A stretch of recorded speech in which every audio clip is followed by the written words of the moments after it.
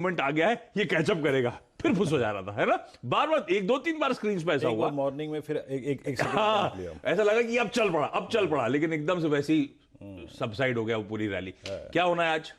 वो 36,000 का call writer था ना, वो तंग कर रहा था, लेकिन कल शो जो था वो था रिलायंस का। इंडेक्स को पूरा बेनिफिट रिलायंस का था, चाहे वो परसों की क्लोजिंग हो चाहे कल की ओपनिंग और क्लोजिंग। आशीष, रही बात, देखिए इंस्टीट्यूशनल फिगर से शुरू करते हैं। कल जीत हम इसलिए गए क्योंकि 944 करोड़ रुपए के अगेन एफआईएस की बैंक, डीआईएस की इसके अगेंस्ट कम सेलिंग थी, करीब 707 करोड़ रुपए की।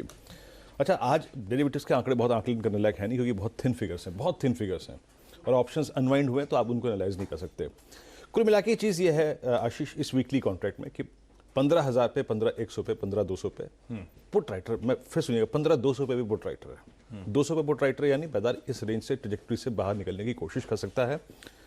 कुछ अच्छे स्टॉक्स अच्छा कर रहे हैं, इसका बेनिफिट लेते हुए मैं फिर कहूँगा Ashish, buy on dips. I think इस डेटा के साथ मैं सेल नहीं कर सकता। जब आपका रिलायंस इतना बड़ा वेटेज वाला स्टॉक जो है वो इंडेक्स में आउट परफॉर्म कर रहा हो, तो सेल पे वो आपको थ्रस्ट तो मिलेगा ही नहीं। बेटर है बाय करें। एचडीएफसी बैंक नहीं चलेगा, कल ड्रैगर था सबसे बड़ा। पर आप रिलायंस की स्ट्रेंथ को भी देखिए उसके। नहीं, मैं उसको मना नहीं कर रहा हूँ। एचडीएफसी बैंक जो जिसने कल बैंक निफ्टी को नीचे एकदम खींच दिया, नहीं मैं बता रहा हूँ, मैं उस पर आ रहा हूँ, लेकिन वहाँ पे इंस्टीट्यूशंस 35,500 पे पुट राइट करके भी बैठे हैं। आप देखिए निफ्टी बैंक का चार्ट, 35,500 को वॉलेट भी नहीं कर रहा अंदर आउटसाइड। अच्छा, एक्सिस और साथ ही साथ कोटक महिंद्रा बैंक थोड़ा सा बैंक निफ्टी में अपसाइड खोल रहे हैं। और एक और चीज़ अच्छी थी नीरज जी निफ्टी में कि B2 मदद कर रहे हैं।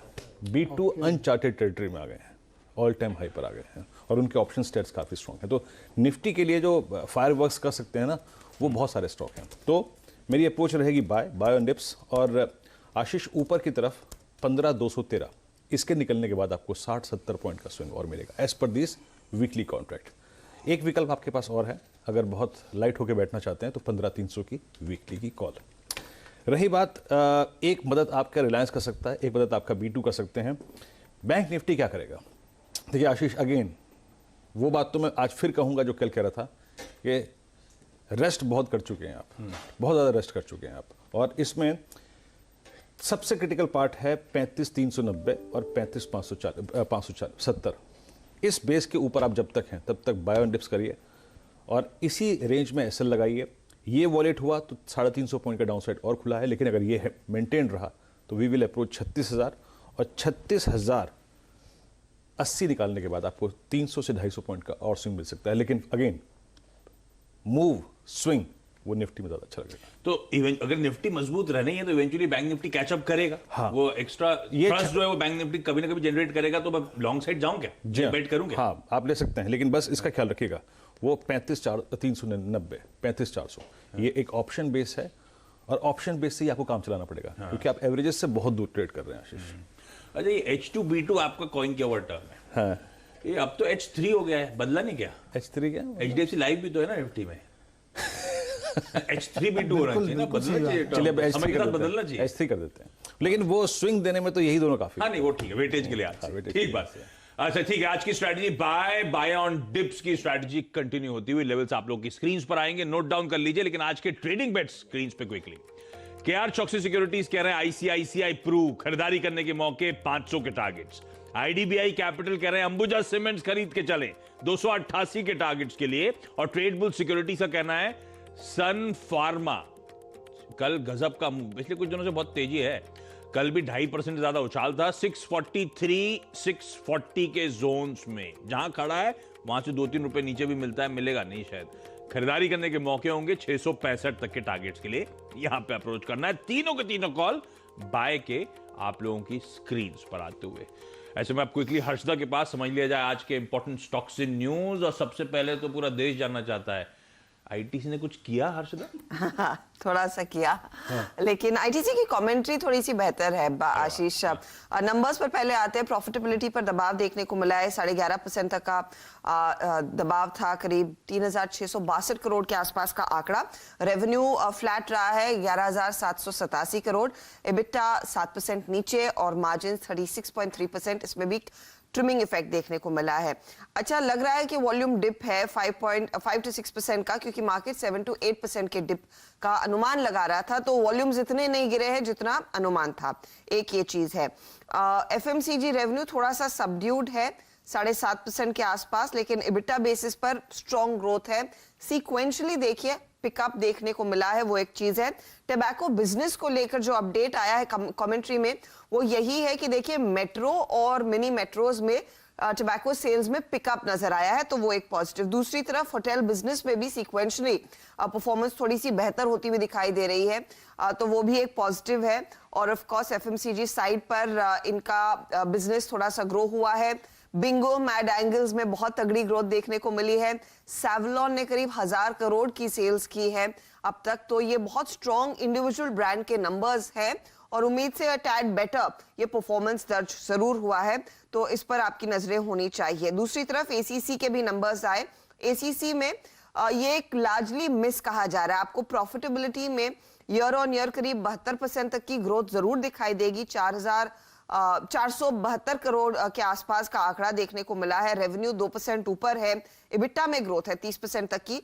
मार्जिन 13% से बढ़कर 17% पर आए।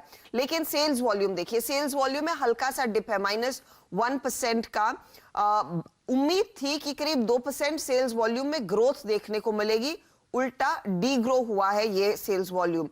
सेल्स का आंकड़ा हमने देख लिया 4145 करोड़ का। एडजस्टेड इबिटा करीब 703 करोड़ का है। यहां पर एक एक्सेप्शनल आइटम है 176 करोड़ का।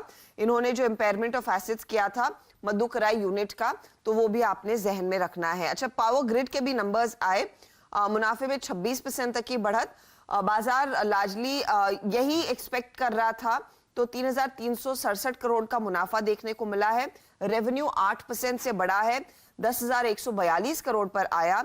इबिटा में 8% तक की ग्रोथ है और मार्जिन्स फ्लैट रहे हैं, 88.1% से 87.9% पर आए हैं, तो आप फ्लैट ही मानिए इन मार्जिन्स को। अच्छा, कुछ और कंपनियां रेडार पर रहेंगी। एक तो एविएशन कंपनियां, क्योंकि हवाई किराया बढ़ता हुआ दिखाई देगा। 10 से 30% हवाई किराए में बढ़त देखने को मिल सकती है। सरकार ने कोरोना के दौरान बनाए जो फेयर बैंड्स थे उसमें बदलाव कर दिया है, तो ये एक पॉजिटिव रहेगा इंटरग्लोब, स्पाइस जेट एक्सेट्रा के लिए। और स्पाइस जेट के मैनेजमेंट ने हमसे कल जो बातचीत की उसमें ये भी कहा है कि धीरे धीरे करके पिकअप देखने को मिला है। कल हम बात कर रहे थे इंडिगो कैसे एटीआर पायलट्स को फिर से नौकरी पर रख रहा है, तो डिमांड पिकअप हो रही है और ये प्राइस हाइक से भी इन कंपनियों के हाथ कुछ फायदा लगेगा।